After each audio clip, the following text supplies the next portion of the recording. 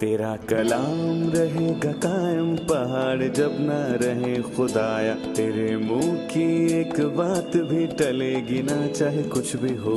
अजीज नाजरीन, मैं अयाद ज़रीफ आप तमाम देखने वालों को हमारे रोज़ के बाइबली मुतालियाती प्रोग्राम की नई किस्त में खुशामदीद कहता हूँ।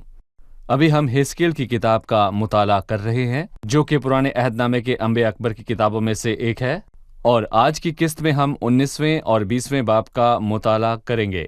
सो अजीज़ों, अपनी बाइबल मुक़द्दस खोलिए, नोटबुक निकालिए और आज के मुताले में हमारे साथ शरीक हो जाएं। और अगर आपका आज की किस्त के ताल्लुक से कोई सवाल हो तो हमें ज़रूर लिखें, हम इसका जवाब आपको ज़रूर देंगे।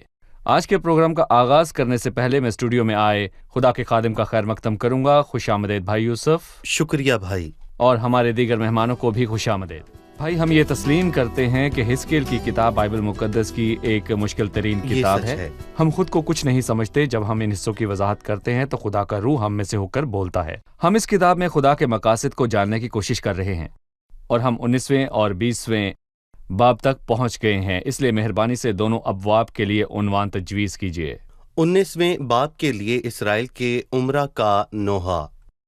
और खुदा ने 18वें बाब के इख्तिताम पर कहा था, क्योंकि खुदा फरमाता है कि मुझे मरने वाले की मौत से शादमानी नहीं, इसीलिए बाज आओ और जिंदा रहो। और यहाँ वो ऐलान करता है कि इसराइल के उम्रा पर नोहा कर, यानी कि खुदा अपने चंद बादशाहों से खुश नहीं था जिन्होंने खुदावंद अपने खुदा को गुस्सा दिलाया, और यूं वो खुद पर और अपने शहर पर और अपने लोगों पर अदालत को ले आए। इसीलिए 19वें बाब में वो इस पर बात करता है कि इसराइल के उम्रा पर नोहा कर, और 20वें बाब में वो हमें इसराइल की कहानी के बारे में बताता है जब उन्होंने मिस्र में बगावत की थी और जब पहली नस्ल बियाबान में आ गई तो वो बियाबान में रहे, और फिर इसके बाद दूसरी नस्ल पैदा हुई जो पहली नस्ल से बेहतर नहीं थी, और इसके बाद आखिर में वो हमें अदालत और बरकत के बारे में वाज़ेह तौर पर बताता है। इसलिए तमाम अबवाब में से वो बाब जो इसराइल की बहाली के बारे में बताता है वो 20वें बाब का आखिरी हिस्सा है। इसलिए 19वां बाब इसराइल के उम्रा पर नोहा, और फिर 20वां बाब उस कौम की दगा की तारीख के बारे में बताता है। वो उन पर खुदावंद की अदालत और आखिर में बरकत के वादे और बहाली के बारे में बताता है। जी हाँ भाई यूसुफ, इसराइल के उम्रा पर नोहा के बारे में बात करते हुए वो 19वें बाब में कहता है, अब तू इसराइल के उम्रा पर नोहा कर और कह, तेरी माँ कौन थी? एक शेरनी जो शेरों के दरमियान लेटी थी, और जवान शेरों के दरमियान उसने अपने बच्चों को पाला, और उसने अपने बच्चों में से एक को पाला तो वो जवान शेर हुआ और शिकार करना सीख गया, और आदमियों को निगलने लगा, और कौमों के दरमियान उसका चर्चा हुआ। तो वो उनके गड्ढे में पकड़ा गया, और वो उसे जंजीरों से जकड़कर ज़मीन मिस्र में लाए। और जब शेरनी ने देखा कि उसने बेफ़ायदा इंतज़ार किया और उसकी उम्मीद जाती रही, उसने अपने बच्चों में से दूसरे को लिया, उसे पाल कर जवान शेर किया, और वो शेरों के दरमियान सैर करता फिरा, और जवान शेर हुआ और शिकार करना सीख गया, और आदमियों को निगलने लगा। और उसने उनके कसरों को बर्बाद किया और उनके शहरों को वीरान किया, और उसकी गरज से मुल्क उजड़ गया और उसकी आबादी ना रही। तब बहुत सी कौमें तमाम ममालिक से उसकी घात में बैठीं, और उन्होंने उस पर अपना जाल फैलाया। वो उनके गड्ढे में पकड़ा गया, और उन्होंने उसे जंजीरों से जकड़कर पिंजरे में डाला और शाह बाबुल के पास ले आए। उन्होंने उसे कले में बंद किया ताकि उसकी आवाज़ इसराइल के पहाड़ों पर फिर सुनी ना जाए। भाई यूसुफ, इन अल्फाज के क्या मानी है? जब वो कहता है तेरी माँ कौन थी, वो इसराइल के उम्रा की बात कर रहा है। खास तौर पर मैं कहूँगा कि सबसे पहले वाला जो कि यहू आखिस है। इसने बहुत मुख्तसर अरसे के लिए हुकूमत की, लेकिन देखें वो क्या कहता है, और उसने अपने बच्चों में से एक को पाला तो वो जवान शेर हुआ। यहू आखिस कौन है? वो शिकार करना सीख गया और आदमियों को निकालने लगा।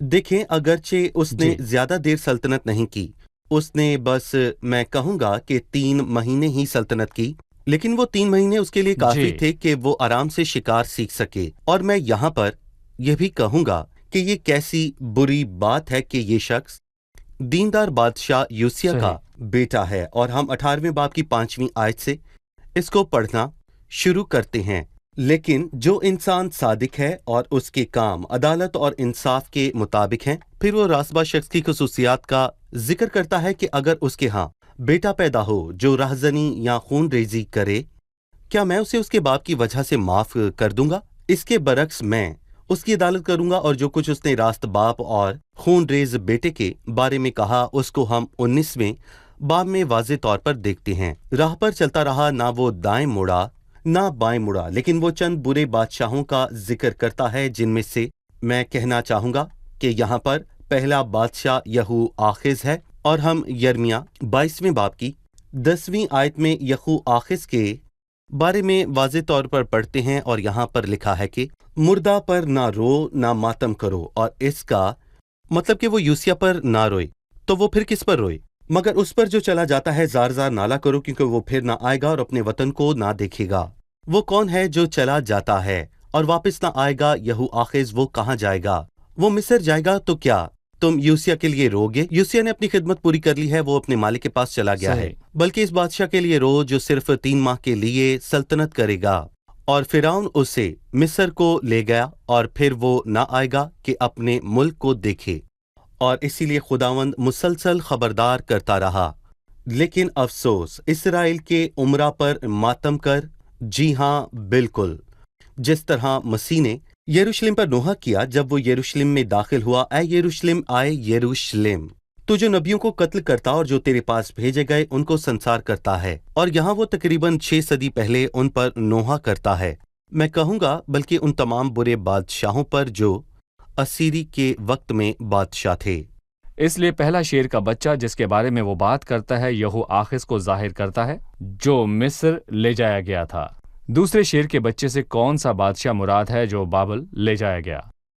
اور اس سے مراد یہو یاکن، جب وہ کہتا ہے کہ جب شیرنی نے دیکھا کہ اس نے بے فائدہ انتظار کیا اور اس کی امید جاتی رہی تو اس نے اپنے بچوں میں سے دوسروں کو لیا۔ یہو یکن کون ہے؟ یہو یکن نے بھی مختصر سلطنت کی اور صرف 3 ماہ کی، اور حیران کن طور پر وہ پھر سے یہاں وہی کہتا ہے کہ اور اسے پال کر جوان شیر کیا، اور وہ شیروں کے درمیان سیر کرتا پھرا اور شکار کرنا سیکھ گیا اور آدمیوں کو نگل گیا۔ یہ بات اس طرح توجہ دلاتی ہے جب وہ کہتا ہے کہ اس قوم نے جب اس کے بارے میں سنا کہ وہ کیا کر رہا ہے، یہ ٹھگوں کا گروہ ہے، اور جب ان میں سے ایک اپنی حد سے بہت آگے بڑھ جاتا ہے تو باقی ٹھگ مل کر اسے اس کی بہت زیادہ بدی کی وجہ سے مل کر مار دیتے ہیں۔ افسوس کی بات ہے کہ یہ ٹھگ یہودا کے باقی بادشاہوں سے آگے بڑھ گیا تھا۔ آپ تصور کر سکتے ہیں؟ ذرا سوچیں کہ خدا کب تک صبر کرتا ہے۔ صحیح بھائی یوسف، ابھی تک ہم 19ویں باب میں ہیں، اور دوسرا حصہ جس کا آغاز 10ویں آیت سے ہوتا ہے وہ بنی یہودا یا اسرائیل قوم کے بارے میں بات کرتا ہے جو کہ شیرنی ہے، جس کے 2 بچے تھے، ان میں سے ایک یہوآخز ہے جسے مصر لے جایا گیا، اور دوسرا یہویاکین ہے جسے اسیر کر کے بابل لے جایا گیا۔ اور پھر وہ اس قوم کو طاق سے تشبیہ دیتا ہے اور کہتا ہے تیری ماں اس طاق سے مشابہ تھی جو تیری مانند پانی کے کنارے لگائے گی، وہ پانی کی فراونی کے باعث باور اور شاختار ہوئی۔ 19ویں باب کے آخر میں یہاں بطور طاق کے اس قوم کی خصوصیات بتائیں۔ در حقیقت کہ وہ اس قوم کے بارے میں طاق کے طور پر بات کرتا ہے، لیکن افسوس کہ وہ طاق ناکام ہوئی، اور اسی لیے ہم 12ویں آیت میں یہ واضح طور پر پڑھتے ہیں، لیکن وہ غضب سے اکھڑ کر زمین پر گر گئی اور پوربی ہوا نے اس کا پھل خشک کر ڈالا، اور اس کی مضبوط ڈالیاں ٹوٹ گئیں اور سوکھ گئیں اور آگ میں بھسم ہوئیں۔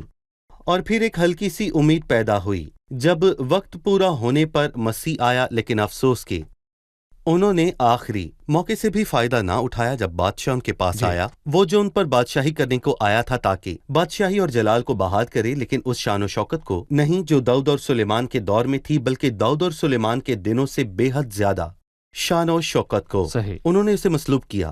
یہ اس قوم کی بے وقوفی تھی جو تمام دنیا کی حماقت کو ظاہر کرتی ہے، لیکن ہم یہ کہہ سکتے ہیں کہ وہ جو پہلے آیا اور کمزوری میں مسلوب ہوا، وہ دوسری مرتبہ آئے گا، لیکن قدرت اور جلال میں، تاکہ اپنی بادشاہی کو قائم کرے۔ وہ دوبارہ آ کر بادشاہی کرے گا، اور آخری باب میں ہم پڑھتے ہیں، اور ایک چھڑی سے جو اس کی ڈالیوں سے بنی تھی آگ میں ڈال کر اس کا پھل کھائے گی، اور اس کی کوئی ایسی مضبوط ڈالی نہ رہی کہ سلطنت کا آسا ہو۔ یہ نوحہ ہے، لیکن ہم اگلے باب میں اس کو سمجھیں گے کہ خداوند کس طرح اس قوم پر رحم کرے گا، جیسا کہ ہم نے پہلے سمجھا کہ خدا کا ایک وعدہ ہے اور نئے عہد نامے کے مطابق وہ اپنی قوم پر رحم کرے گا۔ یقیناً اسرائیل کے عمرہ پر یہ نوحہ ہمیں مسیح کے نوحہ کی یاد دلاتا ہے جو اس نے صلیب پر جانے سے پہلے یروشلم پر کیا۔ क्योंकि रोमी जनरल तीतस के जरिए यरूशलेम पर तबाही आने वाली थी। भाई अयाज 20वें बाब की पहली आयत और 7वें वर्ष के 5वें महीने की 10वीं तारीख को हिजकिय्याह तारीख का तफसील से जिक्र क्यों करता है? हम जानना चाहेंगे कि वो इस तफसील से क्या बताना चाहता है। भाई यूसुफ, बाइबल मुकद्दस की किताबों में इस तरह की तारीखी तफसीलात की क्या अहमियत है? दर हकीकत बाइबल के इल्हामी होने के सबसे अहम तरीन सबूत ये हैं कि आप उन तारीखी वाक़यात और हवाला जात को किसी भी सूरत पर गलत नहीं देखते, जबकि बहुत सी दीगर किताबों में काफ़ी तारीखी गलतियां हैं। और मैं कहूँगा कि ना सिर्फ ये, बल्कि मैं कहूँगा कि इस तारीखी किताब यानी कि बाइबल मुकद्दस में ऐसे तारीखी हिस्से हैं जो बाइबल मुकद्दस के अलावा आपको कहीं और नहीं मिल सकते। सही। मसलन तूफान नूह से पहले की तारीख इसमें लिखी है, या बाबल के बुर्ज पर जुबानों में इख्तलाफ से पहले आप इंसानों की लिखी किताब में बेफायदा मालूमात तलाश करते रहते हैं, लेकिन इस किताब में आप बहुत से सफ़हात देख सकते हैं जो कि भुला दिए गए हैं।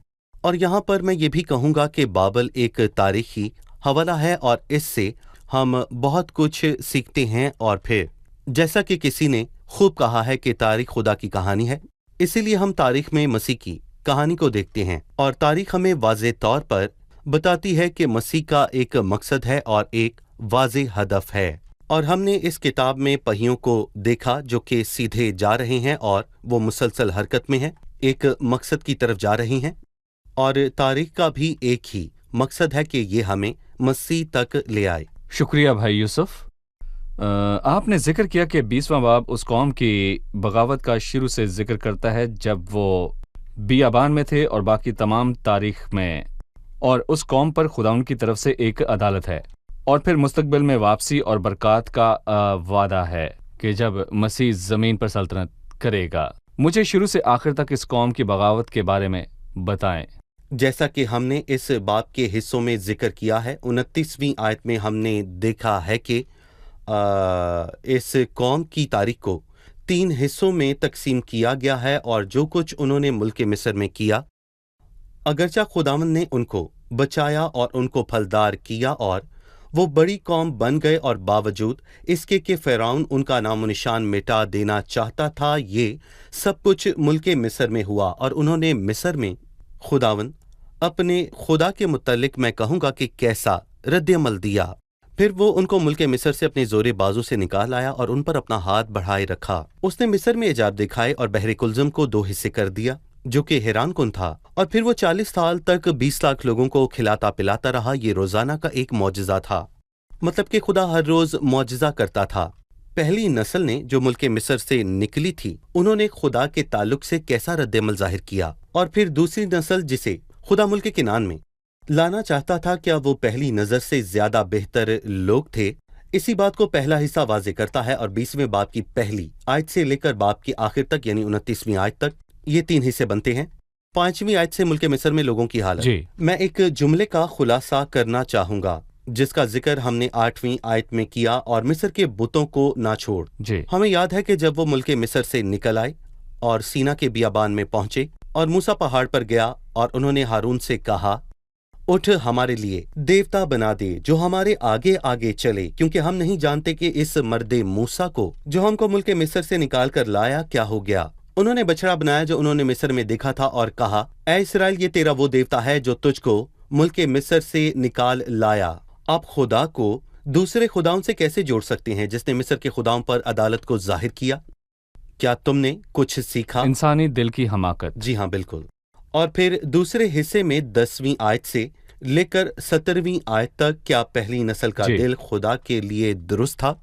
और 18वीं आयत से 26वीं आयत तक दूसरी नस्ल, फिर 27वीं आयत से 29वीं आयत तक वादे की सरजमीन तक, और फिर दर हकीकत इन तीनों मराहिल ही में उन्होंने बगावत की। मिसाल के तौर पर जैसा कि हम 27वीं आयत में वाज़े तौर पर पढ़ते हैं कि जब मैं उनको उस मुल्क में लाया जिसकी मैंने उनको देने की कसम खाई थी, तो उन्होंने जिस ऊंचे पहाड़ और जिस घने दरख्त को ज़िबा किया और वहीं अपनी गजबनाक नज़र को गुजराना और वहीं अपनी खुशबू जलाई और अपने तपावन तापे, इंसानी दिल किस कदर बुरा है, ये सच में बहुत बुरा है। ठीक है, मतलब पहले करंथियों 10वें बाब में उन लोगों के बारे में लिखा है जो मिस्र से निकल आए थे, मगर उनमें अक्सरों से खुदा राजी न हुआ। वो बियाबान में थे। चुनाचा वो सब बियाबान में ही ढेर हो गए। कज़ाक की किताब हमें उन लोगों के बारे में बताती है जो उस मुल्क में आए थे। हर एक शख्स जो उसकी नज़र में अच्छा मालूम होता था वही करता था। ये बागी होने का पहला मरहला है, यानी वादे के मुल्क में आने के बाद भी। लेकिन एक अदालत है।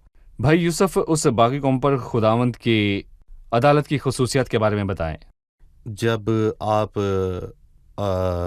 20वीं आयत पढ़ना शुरू करते हैं तो खुदावंद यूं फरमाता है कि क्या तुम भी अपने बाप दादा की तरह नापाक होते हो और उनके नफरत अंगेज कामों की मानंद तुम भी बदकारी करते हो।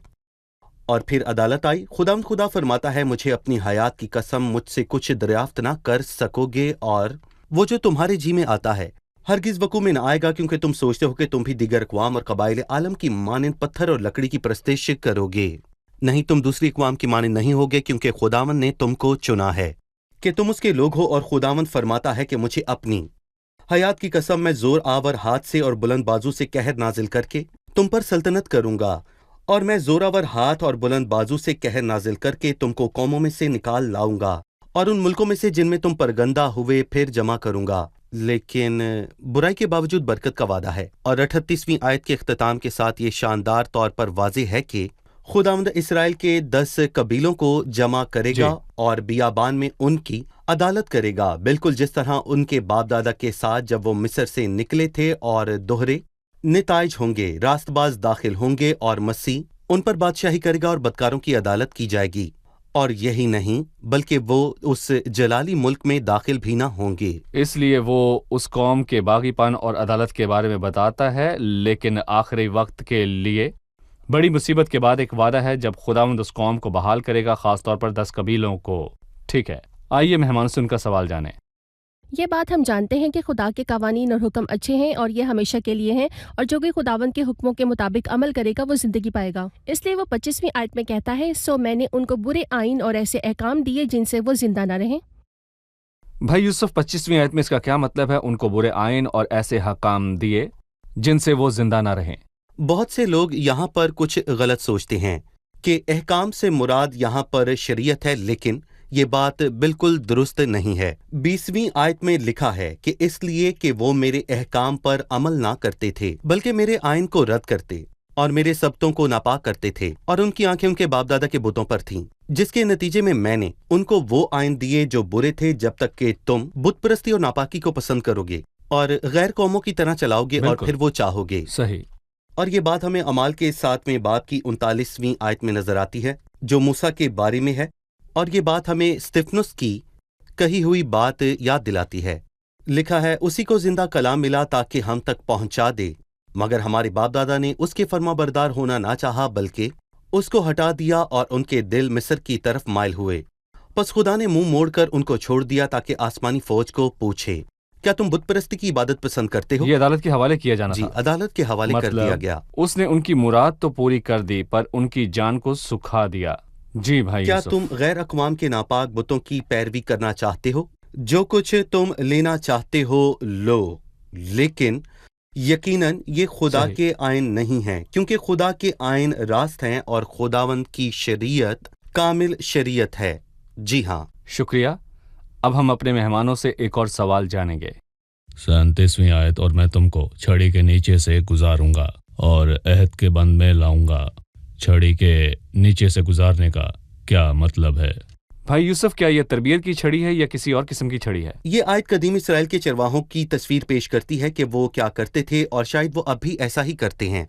इस तरीके से एक चरवाहा इस बात को यकीनी बनाता है कि उसकी भेड़ खो ना जाए। वो गले के दरवाजे पर खड़ा होता है और एक एक करके अपनी भेड़ों की गिनती करता रहता है, और एक एक करके छड़ी के नीचे से गुजारता है। और छड़ी के नीचे से गुजारने का मतलब है कि मेरी कोई भी भेड़ हलाक नहीं होगी, ना खोएगी। एक खूबसूरत आयत है जो काफी अरसा पहले हम गाया करते थे कि वो मेरा नाम जानता है, मैं कभी नहीं खोऊंगा। वो सिर्फ मेरा नंबर नहीं जानता, बल्कि वो मेरा नाम भी जानता है। इसीलिए मैं उनको छड़ी के नीचे से गुजारूंगा, और इसलिए इसका मतलब है कि वो रास्तबाज दाखिल होंगे और मैं तुम्हें अब्दी अहद में लाऊंगा। यकीनन ये अहद नया अहद होगा जो कि खुदावन कलीसिया के आसमान पर उठाए जाने के बाद उनके साथ करेगा। बड़ी मुसीबत के वक्त इसराइल के लोगों से, लेकिन उनको छड़ी के नीचे से गुजारेगा। और मैं यहाँ पर ये कहूँगा, ये वो मुकाशवा है जो दाऊद को ज़बूर 23 में मिला और लिखा है, तेरा आसा और तेरी लाठी से मुझे तसल्ली है। और चरवाहा अपने आसा से अपने दुश्मनों को ख़त्म करता है, मिसाल के तौर पर भेड़ियों को। और मैं ये भी कहूँगा कि आसा हमेशा तरबियत के लिए इस्तेमाल होता है। चरवाहा उसे अपनी अजीज भेड़ों के लिए इस्तेमाल करता है ताकि नरमी से वापस लाए या फिर उनकी गिनती करे, ताकि यकीनी बनाए कि कोई भेड़ खो तो नहीं गई। ये बात हौसला कुन है कि चरवाहा हम में से हर एक के नाम से वाकिफ है और हम कभी नहीं खोएंगे, और मैं उन्हें हमेशा की जिंदगी बख्शता हूँ और वो कभी हलाक ना होंगी। शुक्रिया भाई यूसुफ। अब हम मेहमानों से उनकी राय जानेंगे। जी, आज हमने 19वें और 20वें बाब का मुताला किया। 19वें बाब में शेरनी के 2 बच्चों का जिक्र है। आप में से हमें कोई बताए कि ये दोनों किसकी अलामत है? जी, कौन बताएगा? शेरनी यहूदा के बादशाहों को जाहिर करती है और 2 बच्चे यहू आखिस जो कि मिस्र में असीर हो गया और यहू याकीन जो बाबल की असीरी में गया। जी भाई यूसुफ। हम कह सकते हैं कि शेरनी कौम इसराइल को जाहिर करती है और 2 शेर के बच्चे यहू आखिज और यहू यकिन हैं। अगरचे उन्होंने सिर्फ 3-3 माह सल्तनत की, लेकिन वो उन दोनों के लिए कहता है कि उन्होंने शिकार मारना सीखा और आदमियों को निगल गए। यहाँ पर सवाल है कि वो दरअसल किन को निगले? वो उन लोगों को निगल गए जिन पर उन्हें सल्तनत करना थी। भलाई मिस्र में उन्हें बदतरीन कहा गया। वो दोनों लोगों को ऐसे ही शख्स थे। ठीक है। फिर हम 20वें बाब की तरफ बढ़ते हैं और हम ये जानते हैं कि ये बाब 3 हिस्सों पर मुश्तमिल है, यानी उस कौम की बगावत की तारीख, फिर खुदावन की उन पर अदालत और फिर खुदावन की बरकत का वादा। तारीख के किस हिस्से में उस कौम में बगावत जाहिर हुई? मिस्र की गुलामी से निकलने से आगाज करते हुए जब मूसा पहाड़ पर गया, उन्होंने बुत परस्ती की जो उन्होंने मिस्र में सीखी। इसके अलावा वो नस्ल जो वादे के मुल्क में दाखिल हुई तो उन्होंने भी कुछ अच्छा नहीं किया, उनका तर्ज अमल भी वैसा ही था। इसलिए खुदावंद ने 27वीं आयत में कहा, उन्होंने मुझसे दगा किया, यानी उस कौम की तमाम नस्लें ही बुरी तरह नाकाम हुई। इसलिए वो कौम आगाज ही से मुल्क कनान में जाने तक बागी रही। जी, हम 4 मराहल को देख सकते हैं। मिस्र में पहली नस्ल वहां से निकली और दूसरी नस्ल मुल्क किनान में आई। जी हाँ, सही। 20वें बाब में उस कौम को बहाल करने के लिए खुदावंद की एक शबी है। ये कैसे जाहिर हुई? खुदावंद मुस्तकबिल में उनके साथ अब्दी अहद करेगा, बड़ी मुसीबत के बाद 1000 साला बादशाही के दौरान। वो उन्हें चरवाहे की तरह छड़ी के नीचे से गुजारेगा। जी बिल्कुल ठीक है। जी भाई यूसुफ। बिल्कुल ठीक है ना? तो हम दर्जा बदर्जा लेकिन मुस्तकबिल मिजाजी से हिस्किल की किताब का मुताला कर रहे हैं। आप सबका शुक्रिया भाई यूसुफ, आपका भी शुक्रिया। खुदा आपको बरकत दे। अजीज नाजरीन, जैसा कि हमने आज की किस्त में सीखा कि 19वें बाब में उस कौम को शेरनी से तशबीह दी गई है जिसके 2 बच्चे हैं। पहला शेर बच्चा यहू आखिज है जो खुदा के लोगों का चरवाहा बनने के बजाय आदमियों को निगलने लगा, इसलिए उसे मिस्र ले जाया गया। और दूसरा बच्चा बादशाह यहू यकीन है जिसने शिकार मारना सीखा और लोगों को निगल गया और उसे बाबल ले जाया गया। इसके अलावा 19वें बाब में उसको कौम की ताक से भी तशबीह दी गई है, लेकिन ये ताक फलदार होने में नाकाम रही कि खुदा और इंसान खुश होते, इसलिए उसे भस्म करने की सजा दी गई। 20वें बाब में हम उस कौम की बगावत की तारीख के बारे में पढ़ते हैं जो 4 मराहिल में बयान की गई है। मिस्र में खुदावन से बगावत, मिस्र से निकलने के बाद पहली नस्ल की खुदावन से बगावत यानी बियाबान में, फिर दूसरी नस्ल ने खुदावन से बगावत की यानी जब वो खुदावन के मुल्क में पहुंच गए।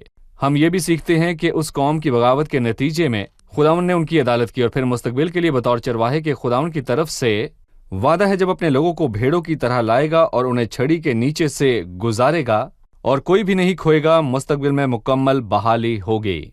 अजीज नाजरीन, खुदावन का कलाम यकीनन पूरा होगा, लेकिन अगर हम इन आयात में से अपने लिए पैगाम चाहते हैं तो हम ये कह सकते हैं कि खुदा बदी को बर्दाश्त नहीं करता। खास तौर पर अपने लोगों की तरफ से वो गजबनाक हो जाता है। जब वो अपने लोगों को बदी करते हुए देखता है तो वो गजबनाक हो जाता है। जब उसने देखा कि बादशाह बदी करते हैं और लोगों पर जुल्म करते हैं, खुदा बदी को पसंद नहीं करता, इसलिए उसने अपने लोगों को असीरी में भेज दिया। लेकिन हम इस बात का भी यकीन दिलाना चाहते हैं कि हम उसकी भेड़ें हैं और हमारा एक चरवाहा है यानी मसीह, उसका नाम मुबारक हो।